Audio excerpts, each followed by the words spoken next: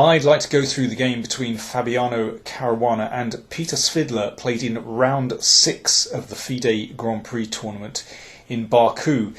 This was a fascinating theoretical struggle. Caruana with the white pieces and Svidler ready to play his favourite Grunfeld.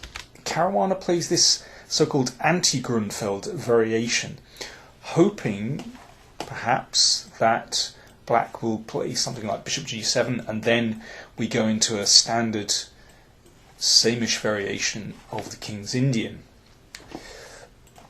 But here, die-hard Grunfeld players like to play D5, and this is a very popular system at the moment for white players actually.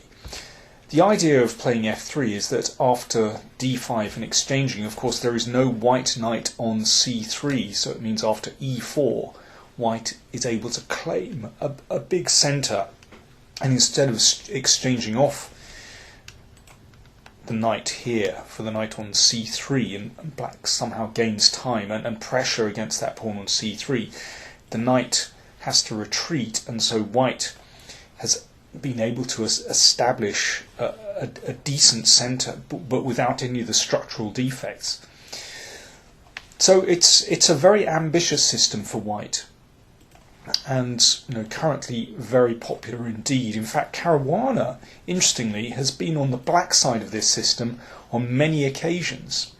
You might recall that in the Anand-Gelfand World Championship match, Gelfand tried e5 against Anand, and this is a very hotly contested position. This is also very sharp and quite playable for black, but Svidler went with knight c6, which is currently more popular. And I was looking through my database. This is actually a very old line. I found a game between Alyakin and Bogolyubov played in 1931. Alyakin played d5 here and actually got into enormous trouble. But okay, that's another story. Caruana castle, that's the move of the moment. And queen d6. Black has to find a way to try to counterattack this centre. So what he's doing is he's clearing the way for the rook to come to the d file. Now, a very popular move here is knight b5, and Caruana himself has had to face this on several occasions. He's actually lost games to Nakamura and also to Aronian, but in a recent encounter in Norway chess, he actually did rather well against Magnus Carlsen. But so he knows that one backwards. It's interesting that he's using his theoretical knowledge with black and using it to his advantage by playing the system with white. Here, Caruana played king b1, not quite as popular as knight b5, but as we'll see, a move that has some venom. And here the most popular move is rook d8, but white has been doing very well with knight b5 in this position. I haven't got time to go into huge detail why, but suffice to say that Anand has actually played this with white and has been successful with it. Svidler played a6, which seems prudent if knight b5 is such an annoying move. And Caruana played h4. So this is black's problem, that not only has he to fight against white's big centre, but also he has to defend against this very straightforward attack down the h-file. It's no wonder this system has become quite popular for white. It looks very logical. So rook d8, so attacking the pawn on d4. White has to do something about that. d5, so gaining time, and the knight came into the middle. So these knights are now starting to look a bit frisky, looking at that c4 square, and also black would like to break up white's centre with c6 or e6. And Caruana's next move, I think, is excellent. He plays queen f2. So stepping out of any potential problems with knight c4, but also preventing e6 and c6. Well, obviously c6 leaves the knight on b6 on priest, but let's just have a quick look at e6, and this can be met by bishop c5, and here, well, white is simply winning material because of this problem here. So that's important, but it also sets up things like bishop c5, and maybe the queen at one later day might be able to move to the king side. But an excellent move.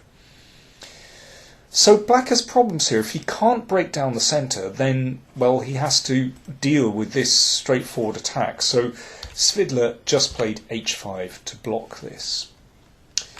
And now white could develop with knight h3 or knight e2, but first bishop c5, and it turns out this is an excellent move. The queen came to the side, and now bishop d4. So this is hounding black's queen, and this pin is very unfortunate for black. He would like to play e6. Now at the moment f4 would be met by knight g4, but white has this excellent move bishop e2 threatening f4, and this is extremely uncomfortable. If the queen goes back, then f4 anyway, and black is just being driven back here. There's actually a very nice tactic. If the knight goes back to d7, then this move is extremely uncomfortable. There are threats here, and obviously, you know, there's a discovered attack against the queen.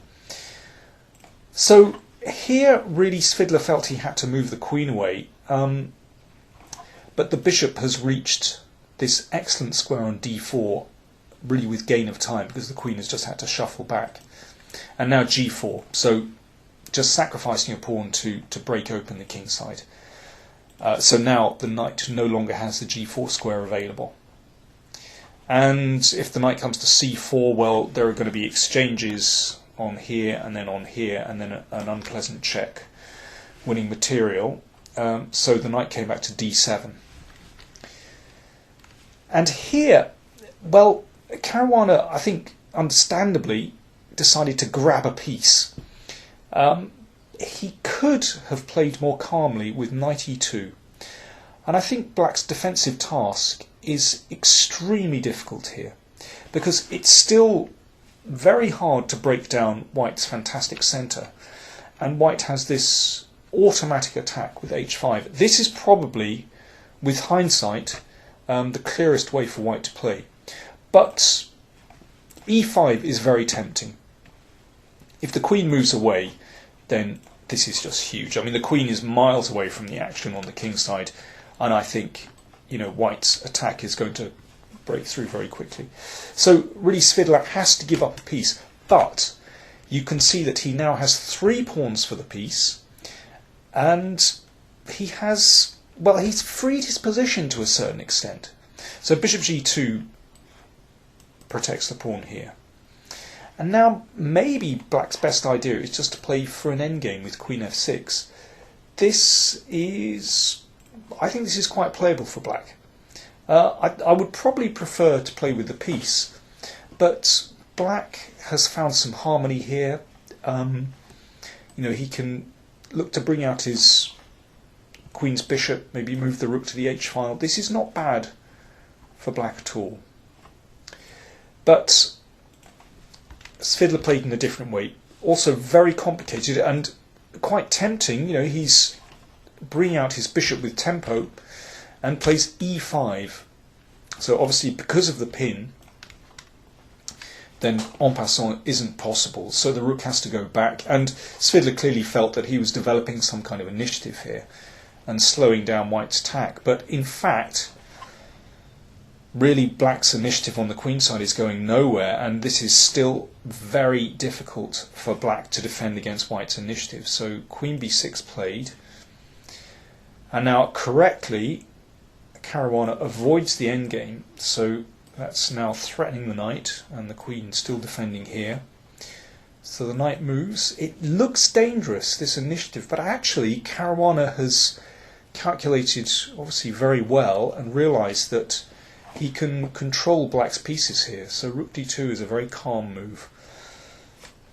king g7, and now bishop e4. Excellent move. That bishop was under attack, but just exchanges off this strong attacking and defensive piece. Maybe black's best is to play like this. And now seemingly a crazy idea, f5, to bring allows white's knight into this dangerous square, and now maybe queen b5. Now the knight can't be taken here because of a devastating check. So white can go into an endgame and take a rook. But actually, with these pawns on the king side, it's really not that clear. I mean, I think white is better, but it's tricky. But in the game, rook h8 I think looks like a mistake, because now black's knight is attacked. It has to go back. Suddenly the pieces are being beaten back, and white is reclaiming the initiative here. Still a very tricky position. It's tempting to take that pawn, but suddenly, even though black is a piece down, this endgame is really not so easy, and there's a clump of 3 pawns on the king side. But instead Caruana took the pawn on g4. Excellent move. So the queen comes over into the attack, and now, well, it's only 2 pawns for the piece, and white is threatening just to bring his knight into the game and consolidate. It must be lost now. Svidler tried e4. This is rather desperate. But again, Caruana remained very cool here. Instead of taking with a queen, which would allow a rook to e8, then he took with the knight. The queen's rook came into play, but after knight e2, in fact, Svidler simply resigned here because white is able to deal with all the threats. If, for example, queen b4, it looks dangerous, this pin here, but knight c3 consolidates, simply defends the knight, and, well, black can try to put more pressure on this pin, but actually, well, it's actually very easy to defend this. So, for example, h6, this can't really be taken because, well, it'll be absolutely devastating after a check. So the king comes back, and now, for example, rook h4, just defending that knight and defending the queen. So the knight is now free to move, and it's a winning position for white. White is a piece up. So Caruana, after that victory, has 4.5 out of 6, leads the tournament by half a point. Gelfand is in second position with 4 out of 6. But Caruana continues this wonderful winning streak of his, run of success anyway. And now, well, for those that like numbers, his live rating is 28.51, just 12 points behind Magnus Carlsen. But he's got other things on his mind preparing for his match against Anand. But anyway, Caruana continues his successful run.